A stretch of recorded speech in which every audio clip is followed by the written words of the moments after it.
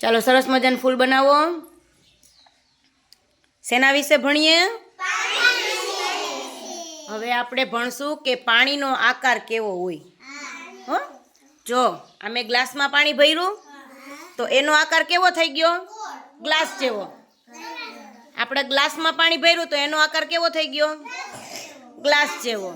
હવે આપણે આ પાણી છે એને નાખશું ટોપડીમાં તો એનો આકાર કેવો થઈ ગયો? તપેલી જેવો થઈ ગયો એનો આકાર. હા, પછી એ તપેલીનું પાણી છે એ આપણે નાખશું ડીશમાં. હા, તો ડીશમાં નાખશું તો એ પાણીનો આકાર કેવો થઈ ગયો?